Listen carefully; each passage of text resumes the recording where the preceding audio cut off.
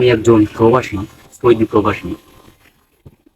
আজকে আপনাদের মাঝে আমি আমার এক্সপিরিয়েন্স, মানে বিদেশে আসার যে এক্সপিরিয়েন্সটা হয়েছে, যেটুকু আমি যে বুঝছি বা জানছি, এই বিষয়ে আপনাদের মাঝে কিছু আমি কিছু একটা উঠে দেবো। আপনারা ভিডিওটা মনোযোগ সহকারে দেখবেন, তাহলে বুঝতে পারবেন আমি কি বলতে চাচ্ছি। ওকে, ফার্স্ট অফ অল, আপনি প্রবাসে আসার জন্য প্রিপারেশন নেবেন, মানে সৌদিতে বিশেষ করে প্রিপারেশন নেবেন। যে নেওয়ার জন্য আপনি অবশ্যই ভালো করে যাচাই করতে হবে। ঠিক আছে, যাচাই করতে হবে এই জন্যই যে বিদেশে যখন আসার জন্য আপনার প্রিপারেশন নেবেন, তখন আপনার দেখবেন আগে এই দেশে আপনার পরিস্থিতি কি থাকে কিনা। ঠিক আছে, এটা মোস্ট জরুরি। এটা আপনার অবশ্যই তাদের কাছ থেকে জানতে হবে, কোম্পানির নাম জানতে হবে, এবং আপনি যে ফ্রি বিষয়ে আসবেন, না জেয়ারে বিষয়ে আসবেন, না আমিলা দিয়ে আসবেন, না কোম্পানিতে আসবেন, এগুলো সব বিষয় আপনার ভালো করে যাচাই করে তারপরে আপনি প্রবাসে আসবেন।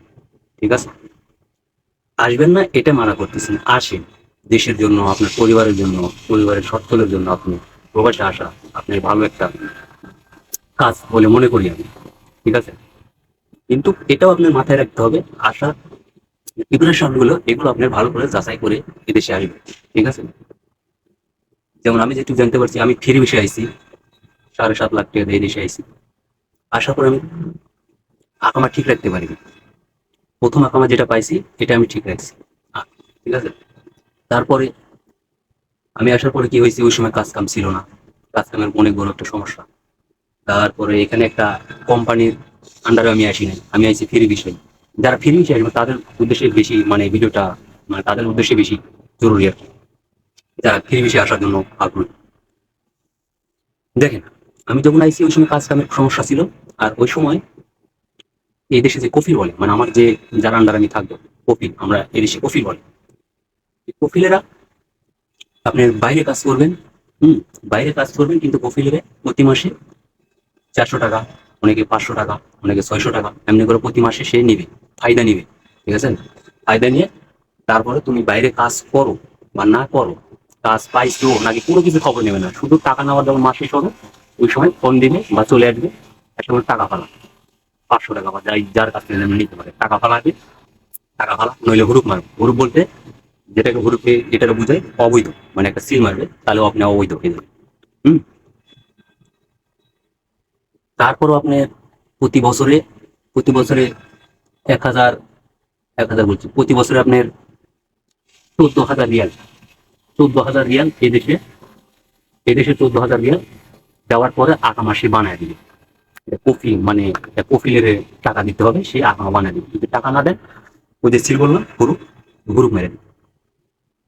ঠিক আছে, ফ্রি বিষয়ে আমি এই পর্যন্ত দেখছি যে ফ্রি বিষয়ে যতগুলো লোক আইছে, যদি তার ভাই বা বাপ বা যে মামা বা যেই হোক, তার বড় একটা প্রতিষ্ঠান এখানে প্রতিষ্ঠান আছে বা কোম্পানি আছে, ভালো একটা দোকান বা হোটেল বা মার্কেট যেটাই বলে, এগুলো নিয়ে যারা ব্যবসা করে, তাদের আত্মীয় স্বজন যদি আসে, তারা হয়তো মাসে অনেক টাকা ইনকাম, তারা হয়তো আকামা ঠিক রাখতে পারবে। তাছাড়া বাকি যেগুলো লেবার যারা আছে, আমি মনে করি না যে কেউ আকামা ঠিক রাখতে পারে।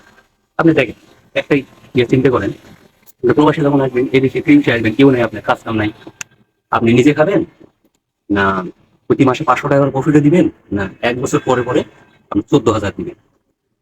আর একটা হিসাব করেন, যদি 1500 টাকা বেতন হয়, 1500 টাকা যদি বেতন হয়, তো 1500 টাকা বেতনে মানে মাসে কত আসতেছে, বছর কত আসতেছে, বছরে 1500 টাকা যদি হয়, বা 500 টাকা খরচের বাদ দেন, 1,000 টাকা, 12,000 টাকা, 12,000 টাকা বছরে আসতেছে। আর প্রফিটে আকামার জন্য দিতে হচ্ছে 14,000।